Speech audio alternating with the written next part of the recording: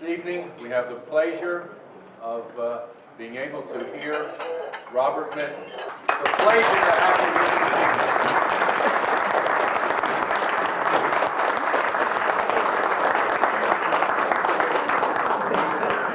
this evening. Good evening. I would like to extend a very special thanks to CultInfo for your commitment to continuing the fight against the evils of cults, and for having the courage to sponsor this conference. I very much extend my best wishes for the success of your organization.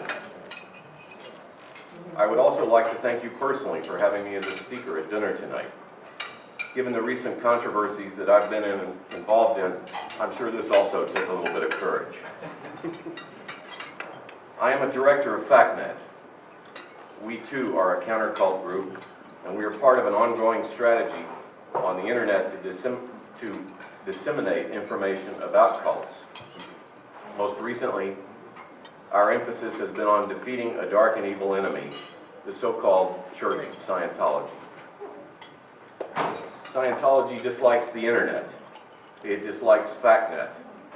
It dislikes me, and it dislikes this conference.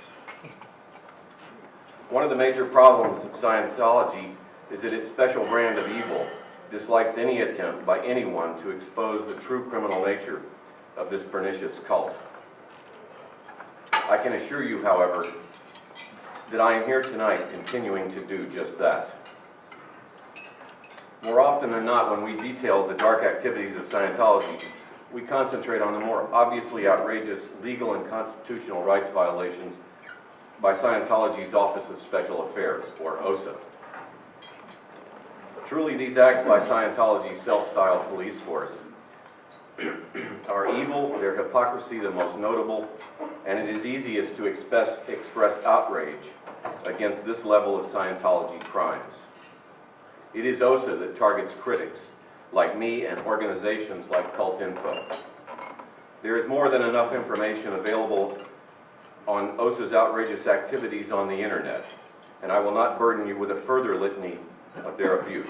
However, before I get into the main topic of my speech, I do wish to share with you some insights into Scientology that came about last summer as a result of 15 hours of meetings with top Scientology officials.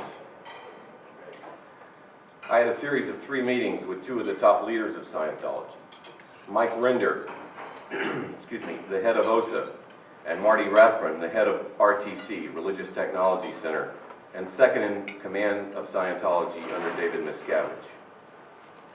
I agreed to these meetings because at the time I naively thought that it might be possible to carry on a dialogue with these people for the purpose of bringing about reforms of some of their more obnoxious and abusive practices. Without boring you with the details of these meetings, I concluded by the third and last one that communicating on any rational level with these and any other Scientology leaders was next to impossible. The arrogance and disdain with which they treated me during these meetings was born of a firmly held belief that anyone critical of Scientology is nothing but a hindrance to their forward progress, something to be neutralized in any possible way. I was an irritant, and theirs was an unshakable belief in the infallibility of the technology created by the failed artist L. Ron Hubbard. Since these meetings, Scientology has stepped up its attacks on me. But I'm not the kind of person who has tended to avoid confrontation. Although the Scientologists have done everything in their power to complicate my life, I have no intention of turning my back on their brand of insidious evil. Scientology knows this, and they intend to stop me using whatever means they can possibly try. But what has happened to me is only one example of many tactics used by Scientology on its critics, and generally to keep the outside world at bay. Indeed, the external-facing Office of Special Affairs is the only part of Scientology that anyone on the outside really ever encounters. It is extremely important to realize that none of us outside the tightly controlled world of Scientology are ever allowed even a glimpse of the true face of Scientology. OSA personnel are assigned to attend conferences like this to monitor the activities, report back to their superiors with a list of attendees, and if possible, to introvert Scientology critics, many of which are here tonight. The people who carry out the harassment and intimidation of critics are all OSA personnel, or OSA-hired investigators and agents. People on the internet never speak to anyone who has not been specifically assigned by OSA to be there and handle critics. OSA, therefore, is the interfacing entity between the Scientology world and the real world. There is rarely even the slightest ripple in the mirror-still waters of Scientology's slick public image. To listen to any of the OSA operatives here tonight, one would think they live in a constant state of happiness and complete fulfillment. However, there is only one way we can really catch a glimpse of what life in Scientology is really like, particularly in the totally closed world of the Sea Org and OSA. Our avenue to this information is via the people who have been there. It is painful, emotionally difficult work to come to an understanding of Scientology. However, it must be done to become an effective critic and to educate others as to the dangers and evil of this organization. I have read many of the testimonials by former Scientologists on the internet, where these heartbreaking stories have been posted. I decided to seek out some of these people and find out for myself what had happened to them. This learning effort has required a large dose of introspection on my part and a willingness to empathize and appreciate the emotional devastation that has occurred to people at the hands of Scientology. I have gained incredibly valuable insights from my long discussions with both current and former high-level Scientologists about what it is like to be in this cult. Many of these people have become good friends of mine, and I have been able to see that far from being in any way discredited by their experience in Scientology, they have an insight into the dark side of human nature that it would benefit all of us to comprehend. We need to embrace these people as equals, and hear, but most importantly, understand what they have been through in this organization. They have literally looked into the eyes of the devil. They have seen the face of pure evil. They have a powerful and frightening story to tell, and we must listen to them and understand the true nature of Scientology through their own hearts and minds. One former member has told me of being imprisoned behind barbed wire and guarded by police dogs 24 hours a day. He tried to leave, but was physically restrained and deprived of sleep and nourishment until he became compliant. Gradually, as he was subjected to ever-increasing levels of indoctrination, he felt that his soul lost everything of meaning. Much later, he came to realize that he was being used by something narcissistic and utterly evil. His soul had literally been cracked by Scientology. He came to feel that he had lost everything for the sake of this organization and that life outside of the cult was not possible. However, because reincarnation is part of the Scientology cosmology, the only hope for escape from this organization was death. He had conversations with others in the Rehabilitation Project Force, or RPF, which is Scientology's political prison. They agreed that when they died, and after they were reincarnated, they would wait as long as possible to have a chance to see what a life was really like in the real world, and report back to Scientology as late as possible in the next life. They were condemned to return to Scientology life after life, but they would put it off as long as they could. This was the level of psychological despair to which these prisoners had reached within this organization. Another former Sea Org member told me of the horrifying story of being assigned to the RPF during one of Scientology's many purges. She was pregnant when she was sent to the labor camp. She, along with all the others, were forced to do extremely strenuous physical labor for 30 hours at a time, with only 3 hours off until the next shift. People became so exhausted that they would fall asleep while working and injure themselves with their hammers, saws, or other tools. Often they were forced to sleep on the roof of the building they were working on in pouring rain. They were utterly degraded as human beings, allowed minimal nourishment, very little sleep, and many became extremely ill and feverish because of the concerted pattern of abuse while their immune systems were already severely compromised. They were being punished, she felt, because of the paranoia of Scientology's leadership. My friend told me she was terrified that she was harming her baby and begged her captors to be allowed to sleep and eat for the sake of the unborn child. But no one was willing to risk non-compliance with the orders of senior management. She finally escaped from the RPF, but her baby had already been damaged. Doctors thought the mother had been on drugs during her pregnancy because the kind of damage the fetus had suffered was severe. They thought he was a crack baby because when he was born, he was severely underweight, under 3 pounds at full term. She couldn't tell the truth about what had happened to her. She couldn't tell them what her baby had actually been subjected to. So she let the doctors believe it was drugs. This is the type of fear this organization can instill in a human being. It took many years of therapy for the child, but miraculously, this woman and her child live normal lives today. Another woman has told me of the constant terror in which high-level Sea Org members live, the unbelievable paranoia of senior management, in which any criticism at all is taken as clear and convincing evidence that the staff member is working for an enemy of Scientology. She was assigned to the RPF after she voiced strenuous disagreement at the way senior management was treating staff members, not allowing them to sleep for days at a time, subjecting them to devastating interrogations, bringing staff members to the breaking point with lack of sleep, no food, and vicious interrogations and beatings. She described several times in which the treatment brought her to the brink of actually losing her mind, times during which she could not remember who she was, times during which she couldn't even remember anything about her own identity and past. Without question, they were trying to break her to keep her from being a threat to Scientology.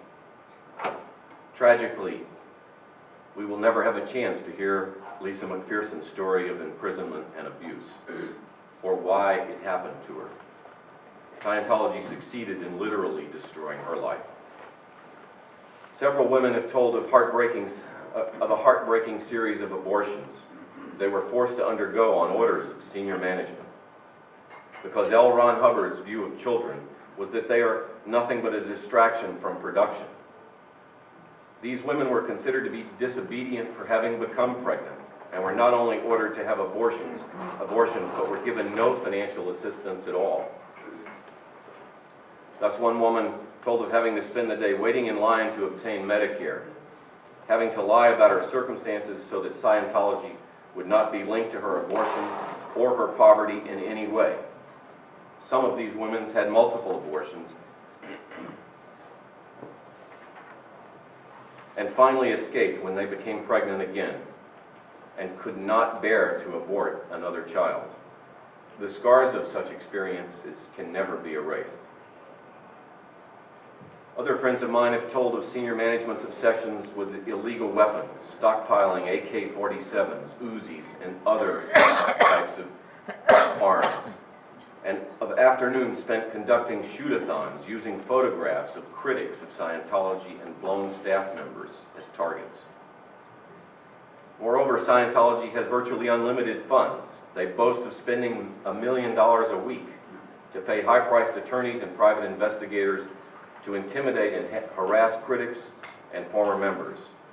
Their cynicism and relentless vindictiveness knows no boundaries, and they will stop at nothing to destroy anyone who tries to stand in their way. Given all of this, it is difficult enough for someone coming out of this devastating experience of Scientology. From what these people have described to me, and mind you, these are the lucky ones, the ones who are strong enough to pull away from Scientology. They come out of this nightmare terribly disoriented, psychologically and emotionally numb, and with no clear understanding of what has really happened to them. This gives rise to a succinct definition of a Scientologist: an individual who has been subjected to the behavioral modification techniques of Scientology, but doesn't have the slightest idea of what has happened to them. For many of Scientology's victims, the stigma of being a Scientologist is so ingrained by the cult's indoctrination that it can never be erased. For others, only competent exit counseling, intense therapy, and time can repair the damage associated with having been a Scientologist. A key purpose of the counseling and therapy is a greater understanding of the Scientology experience, one which is not simple for anyone I have ever known who has been in Scientology to verbalize. So what are some of the characteristics of the Scientology experience on a conceptual level? These are some of the characteristics that have helped me to understand the basic sociopathology involved in this cult. If you don't want people to recognize that you're a predator, intent on possessing everything they have as your own, put on a kindly voice, make them laugh at things that have given them trouble, flatter them, and offer them help in removing whatever is blocking them from living a life of greater abundance. If you don't want people to recognize their true vulnerability to outside influences like you, tell them that in reality they are completely separable from any aspect of themselves that they consider vulnerable. Tell them that their essential nature is both non-material and static, which implies that they can't really be affected by anything. Weave tales that speak of their immortality, and when they finally accept the idea that underneath appearances nothing can really affect them, they won't be able to recognize the fact that you are affecting the essential core of their awareness in ways that they could never even suspect.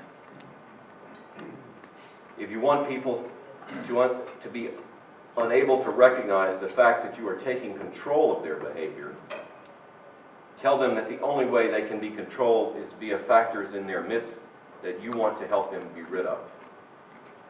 Go to great lengths to demonstrate that you are trying as best you can to free them from things that might control them against their will or against their best interest. If the act is convincing, it will be a long while before they finally suspect what you are actually doing to them. If you don't want people to realize they are becoming the effect of your will, tell them that your goal is to place them back into their rightful position as cause over their own environment. Tell them that your only interest is in seeing to it that they reach a state of greater freedom and power. If you don't want people to recognize how little they know about the structures and functions that grant them awareness, make a list of all the common assumptions about the mind, put them all together in one big package, embellish it with something called new discoveries, and teach the subject like a university professor would teach physics. And if you don't want people to recognize you as someone they can't trust, preach the value of your definition of ethical behavior to them. Punish those around you for what you have defined as unethical behavior. For an artful predator like L. Ron Hubbard, the rule of thumb is this: if you don't want your prey to recognize what you are doing to them, do and say things they would never ever expect to see a predator do. In the inverted reality of Scientology, the soul of evil is bright and shining. The soul of evil is filled with happiness and hope and love.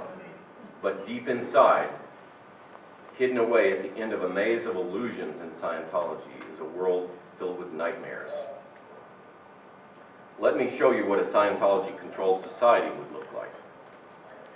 In November 1996, a German task force was established by the Conference of German Ministers, the IMK, to do a comprehensive investigation of Scientology.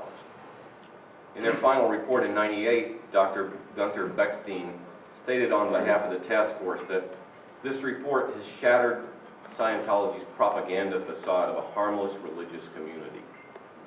Scientology is striving for a different society in which even non-Scientologists will be managed by the Scientology leaders of tomorrow with what they consider to be superior methods. Scientology wants to establish its own legal system that is binding upon everyone. with Scientology standards, but without any guarantee of the course of law, without the due process of law, without lawful and independent judges, and without lawful administration. Scientology disregards human rights and the principle of equality, since only cleared, non-aberrant Scientologists are entitled to enjoy any rights at all.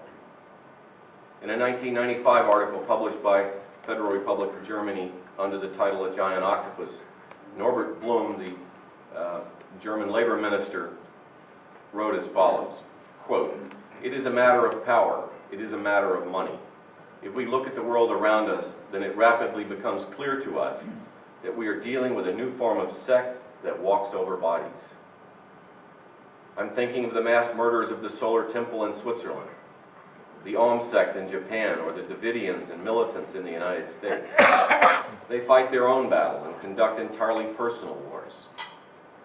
We must prepare for this type of war, because war is not just when people are wounded or killed. Those who subjugate people in their innermost selves are conducting vicious warfare. What I mean is the worldwide campaign of Scientology. There can be no pardon for that," unquote. Many in the United States consider it an exaggeration to compare Scientology in any way to Nazi Germany. Yet clearly Germany today sees Scientology as an utterly fascist organization. Germany is doing everything they can to stop Scientology and other totalist groups because they recognize in them characteristics of another Nazi party. In Greece last week, the press reported that Scientology had obtained military intelligence secrets from the Greek government following Greece's expulsion of Scientology. Following a statement by Scientology President Heber Jensch in Denmark last week that Scientology would be fully accepted in Europe during the next 5 to 10 years, Spanish officials the very next day, in their ongoing prosecution against Scientology, have requested 30 years of jail time for Mr. Jensch. Perhaps one day plus 30 years from now, Mr. Jensch will also be accepted in Europe. In 1996, the leader of Scientology in France was convicted of involuntary homicide when he was found to be responsible for having driven a Scientologist to suicide. 12 other Scientologists were given lesser sentences relating to financial wrongdoing, uncovered during the homicide investigation. In 1997, a Milan court sentenced 29 members of Scientology to between 9 and 20 months of jail time for criminal association after they were found to have been defrauding members, committing extortion, cheating mentally incapacitated members, and evading as much as $50 million in taxes. 3 years ago, the Scientology Court of Canada affirmed the largest single libel award in Canadian history, $1.6 million, for attempting to smear Crown prosecutor Casey Hill. Scientology decided to ruin Mr. Hill's reputation after Scientology was raided in a 1983 criminal investigation. In 1991, Scientology in Toronto was criminally convicted for breach of the public trust after they stole police documents and spied on police and government agencies. 20 years ago, in the United States, the FBI viewed Scientology as a menace to society and staged the largest raid in U.S. history on the Guardian's Office, OSA's predecessor. Today, however, Scientology has miraculously transformed itself into a religion and assaults Washington with an army of celebrity puppets who rub shoulders with the leaders of our country and wax lyrical about the benefits of L. Ron Hubbard's technology. Our own media is asking serious questions about Scientology. The Wall Street Journal on February 24, 1998, questioned the methods used by Scientology to gain tax-exempt status in this country. The journal suggested an auditing session for Scientology, starting off with a question. That was the journal's joke. Starting off with a question as to how the vast sums of money spent by Scientology to harass critics and litigate meets the IRS's requirements that a 501c3 corporation spends its funds on charitable purposes. We also have the New York Times stating on March 16, 1997, that, quote, the great American religious saga of the 1990s may be the rise to power of a church that has successfully brought the Internal Revenue Service, the State Department, and much of the American press to heel, as it did an in-run around the courts, unquote. On September the 16th, 1998, we have the Boston Globe telling us in an editorial that Scientology is, quote, one of the great anti-intellectual movements of our time, unquote. This is the Boston Globe saying that Scientologists are unable to use their minds creatively because they have been indoctrinated into a rigid script written by L. Ron Hubbard. Further, the United States has been warned by governments and judges all over the world during the last 30 years about the evils of Scientology. And yet we have other countries shaking their heads at the apparent naivete of our government. Clearly, a massive education effort is needed to enlighten our government about this cult. The internet can be extremely valuable in this education effort, yet I am concerned that supposedly informed internet critics are missing the boat. One critic recently wrote that Scientology is just a silly little cult that sometimes can be harmful, but by and large doesn't really do much damage to anybody. Others think it quite acceptable not to blame someone for being unable to understand Scientology. I strongly disagree with both of these sentiments. It is my firm conviction that we can blame people for not getting it, and in fact we must. History has taught us many painful lessons about apathy, arrogance, and ignorance. I consider attitudes reflected by these internet statements to be the result of sheer laziness on the part of netizens. They are not willing to invest the time to understand the fabric or construction of the Scientology experience. And if you don't understand it, you cannot maximize your effectiveness as a critic of Scientology. One Scientology critic on the internet wrote last month, critic on the internet named Christy Wachter wrote last month in a letter to the editor of the San Jose Mercury News in response to a Scientologist claim that, quote, interest in Scientology has never been higher, unquote.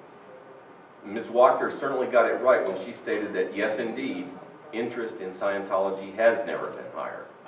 Investigative reporters, government agencies, and concerned individuals are increasingly interested in the evidence of Scientology's criminal and deceptive acts. And Scientology may have become the most picketed church in the world, averaging at least a picket a day, unquote. This is the type of vigilance that is necessary to keep Scientology from running roughshod in the United States over our civil rights, the legal system, and the civil and human rights of its captives. All of us here tonight know that our best source of truth on the nature of Scientology is former cult members. Yet ironically, it has been my experience on the internet that there is a prejudice against former cult members, generally that interferes with hearing what they have to say. Internet critics must overcome this prejudice if they are to ever comprehend the evil that is germinating through the looking glass of this nightmare world, happening right here in the United States. The global nature of the internet clearly enhances our ability to change these attitudes, which seems to be primarily concentrated here in this country. In this way, we can hope that enough momentum will build so that the United States will eventually take a stand against this evil cult. Scientology is both a menace to our society and to our way of life. In closing, I would like to quote from a review of the book Dianetics. The review was written by Milton Saperstein and published in The Nation in 1950. I first noticed this quote in the Washington Post on December the 6th, 1998, when Richard Leiby wrote about Lisa McPherson's life and death in Scientology. I was very taken by Saperstein's grasp of this evil 48 years ago. And I quote, "The real, and to me, the inexcusable danger in Dianetics lies in its conception of the amoral, detached, 100% efficient mechanical man, superbly free-floating, unemotional, and unrelated to anything. This is the authoritarian dream, a population of zombies, free to be manipulated by the great brains of the founder, the leaders of the inner manipulative clique. The entire counter-cult community exists to ensure that this message continues to be heard. I personally am proud to be a part of this movement and to count you as my friends. Thank you for attention to my remarks tonight.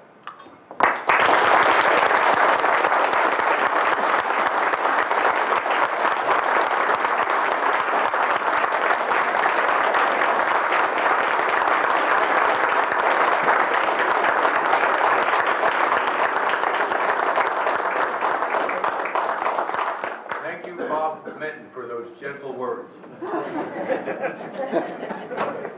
I think there are cards being passed out, and if you have a particular question that you'd like to raise or have answered and so forth. A lot of good questions here already. First one is $1 million a week. Tell me how Church of Scientology gets this kind of money. I think you should be telling me this. But, you know, there has been, in the course of the last 4 years, with a very concerted effort on the internet to disseminate information, there has been a drastic reduction in the number of people walking into Scientology churches. Now, Scientology, of course, will continue to tell you that their membership is growing, they're expanding, but one method of actually checking some of this information is people actually, on their pickets, are looking in parking lots and seeing far fewer cars than were there 4 years ago, or even 3 years ago, or 2 years ago. If you go to a Scientology church, you can sit there for hours, you know, waiting for somebody to walk in. And the efforts that Scientology has made over the course of the last few years against its critics, against those who even go out and picket against the Church of Scientology. The Church of Scientology is now sending out its staff members to picket at the homes of these critics. This is causing a very serious disruption of their cash flow. However, from this source, Scientology has increasingly reached into the business community. And there are many companies now who have people who are in ownership positions, who are influencing people within their organization to participate in activities related to Scientology or L. Ron Hubbard business technology. And I think a lot of the money that has come into this organization in recent years particularly has come from this avenue. Next question is, how did the 15-hour meetings with Scientology heads come about?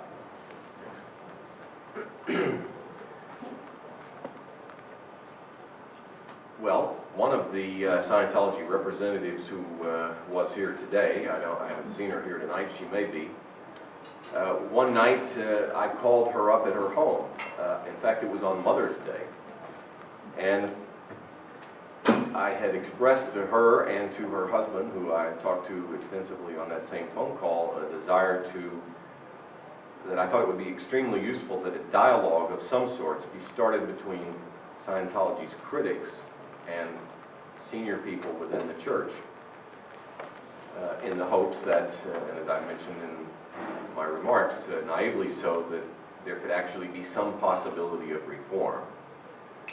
Or at least reforms being put on the table to be discussed. And after a short time later, feedback came from Mike Render. In fact, during a luncheon I was having in Washington, he called during that luncheon and suggested that they would like to have a meeting in Los Angeles at the Celebrity Center there. And I went out there and had a first meeting of 5.5 hours, and it was pretty extraordinary stuff during that 5.5 hours, but it came about as a result of a desire to try to have a serious dialogue. And I'm convinced now, after having spent all the time that I did with them in Los Angeles and in Boston, that they aren't interested in serious dialogue. Their principal interest in talking to me was to use me as a vehicle to work out basically financial negotiations between them and most of Scientology's major litigants that they were involved in litigation with, especially the estate of Lisa McPherson. The time they first brought up the extensive nature of what they wished me to do in the McPherson case was following 2 days of settlement discussions that were held in Tampa in May, I believe it was, in June, between the McPherson estate and Scientology. These were mandatory settlement discussions that the court had stated must take place. The McPherson estate was extremely insulted with what Scientology had to say during those discussions, and Scientology was clearly aware that they were getting nowhere with Ken Dandar and Del Libre, Lisa McPherson's aunt. So this was their major area of interest for me, and I'll just leave the comments at that on those meetings. Please comment on the fact that even after the press exposés on Church of Scientology, our government does nothing to investigate them. Well, I'm not sure that I can say much more than I did really on that, but I am extremely heartened that last week a very powerful message was sent out from Washington to people in the counter-cult community concerning a serious investigation or inquiry that was started on some of the church's activities. I don't know where that's going or whether, and I can't comment on it any further than that, but people were extremely delighted that it was the first really serious inquiry they had gotten in years out of Washington from the highest levels.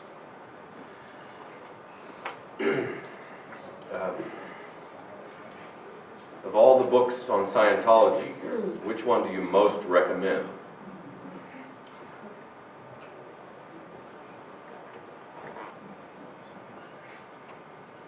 Madman or Messiah, I believe, would be the one that I would like to go over again the most. How is it possible for celebrity Scientologists not to see or become aware of the manipulation, abuse, greed, insensitivity, etc.? That is a really incredible question, and Jesse Prince, who is here and was formerly the number 2 person in the Church of Scientology, had a lot of dealings with these celebrities. I heard some, you might have read some stories about how Tom Cruise, when he was getting his divorce from Mimi Rogers, when he and Nicole Kidman fell in love, they had Tom Cruise had this sort of fantasy that he and Nicole would run through the forest meadow with tall grass and flowers. And so what did they do? What did Scientology do? I mean, he told this to David Miscavige, one of his buddies, and what did David Miscavige do? He gets the prison workforce in Scientology's desert compound out in Hemet, California, to clear a field, plant it with grass, plant it with flowers, and present Tom Cruise and Nicole Kidman with their dream come true, this field to run through. A lot of these actors don't seem to be interested in looking beyond, their own self-gratification.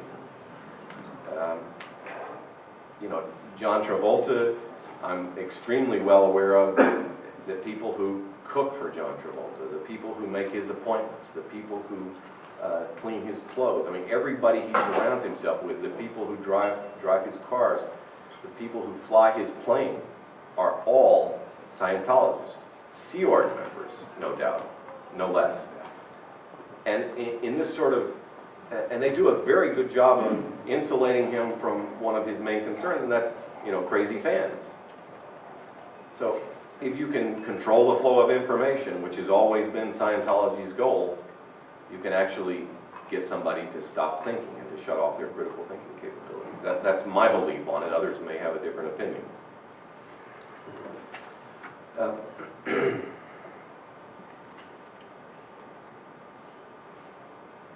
Dear Mr. Minton, I have your Boston Globe picture glued onto my wall. There are a few dart holes No. And I must confess that I did not recognize you in person, respectfully. Well, I can tell you, I can give you an interesting comment on that. Being involved in this type of battle has been extraordinarily stressful for some time. And Grady Ward mentioned this today during our panel discussion, and I was surprised to hear this, but it's something that's also happened with me. I literally, over the course of the last couple of years, have put on about 30 pounds, so there'll be more room for the next dart. Is anyone working on our government to stop threatening economic sanctions against Germany, Sweden, etc. for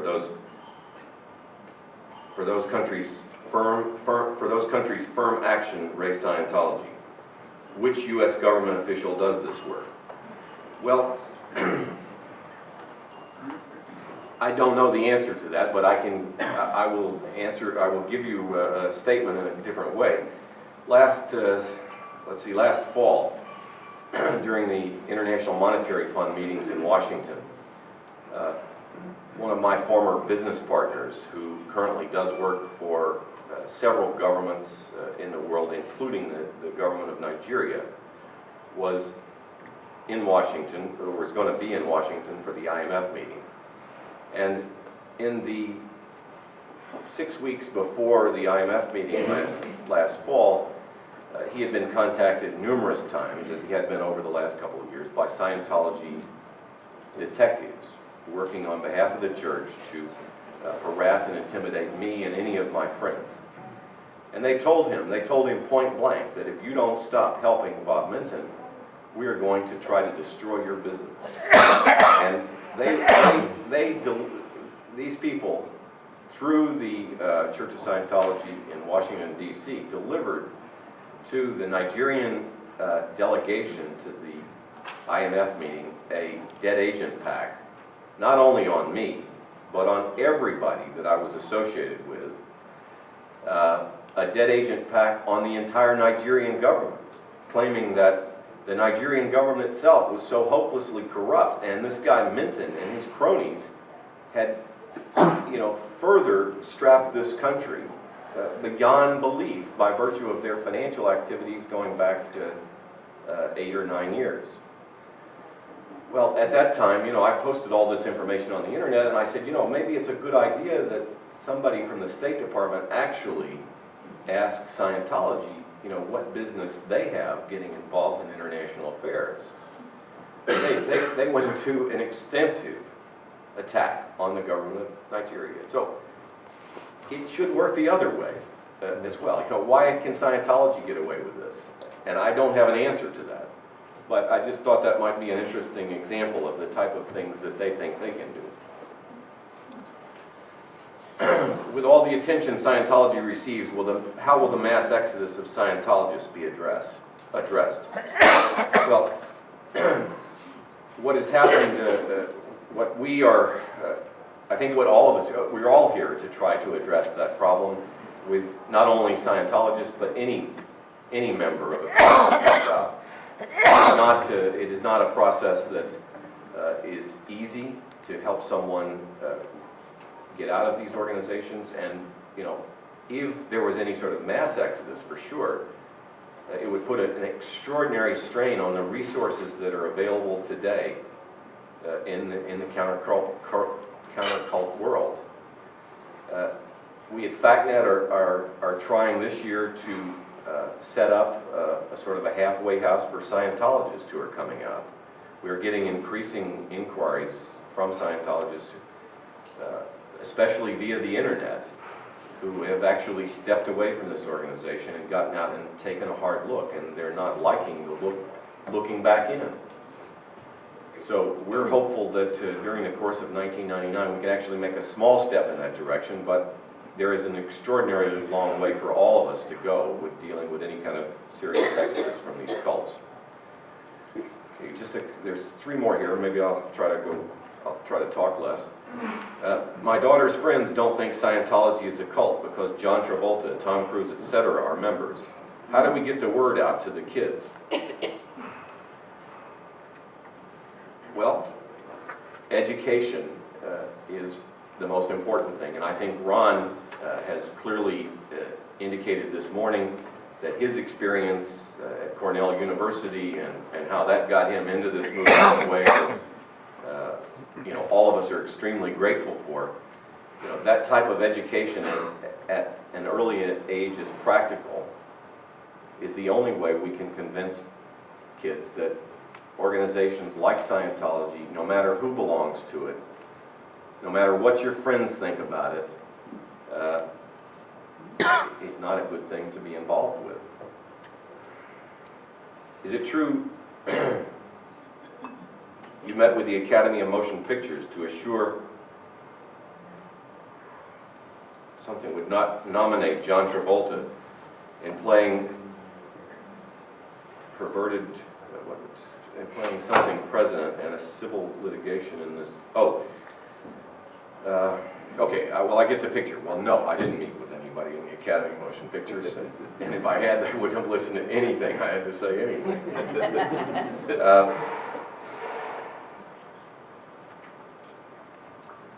Bertolt Brecht wrote into Prosperity that times are darkest when there is social injustice and no public outcry.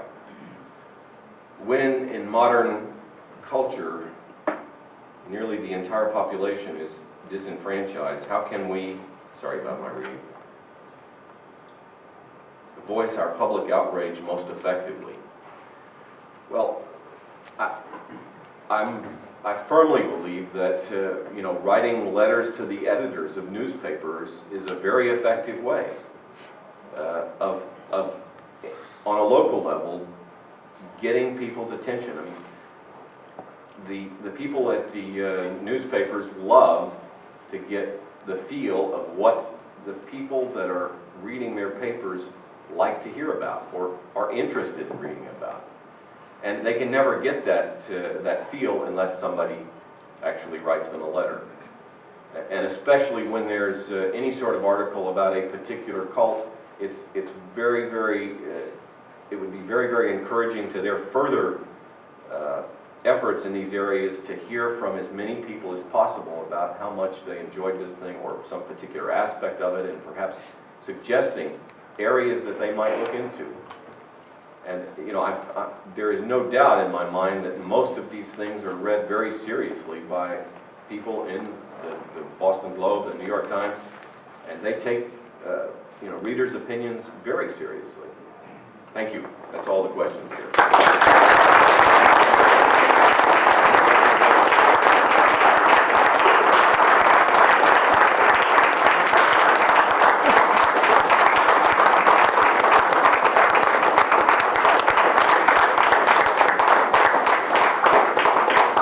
Again, Bob, thank you very much. Thank you again. I have to be honest with you. I brought the first one of these up and stacked the thing. It was my first question, but he didn't answer it. So I'm going to ask it now, or I'm going to answer it for him. $100 million a week. Tell how the organization gets that kind of money. The answer I wanted to hear was this, Bob. The members they do have, and they do have a lot of members. They're old-time members now, and they've been with them for a long time. Those people are up to here in debt because Scientology has control of them, and they must take these advanced courses, and you must take the next course, and each course gets more and more expensive. And then, of course, there's this, the cycle of life. So they have billion-year contracts. I want to give you one example. I know of a family down I live in the South, and this is a city in the South, and this one person, this family, has been in for about 20 years or so. The person has a good job in the city government, does very well, and he or she, whoever it is, does very well in this job, and but that person has no money. the clothes that she wears are just bare necessities. You know, she doesn't have money to dress up or anything. She does not have, she just has an apartment. And she's been in this job for years, 16 or 20 years, making good money. There's nothing to show for it, and nothing has been expended on her part to go on trips or do anything. She is a slave. You know, and this is going to go on, and on and on. And this is just one, and that's average. That's average for Scientology. There's where the money's coming from, an awful lot. Of course, as you say, they're in the business industry now, and they're reaching out for other outlets. I think we've had a very good day today, and let's sleep on this and realize that we here all have a problem, and we're part of it. We're going to have to do something about this. We're going to have to get the message out, and we're going to have to support groups that are getting the message out. Thank you very much for all of your attendance today and your help. Again, have a good evening, and we'll see you tomorrow bright and early. Thank you.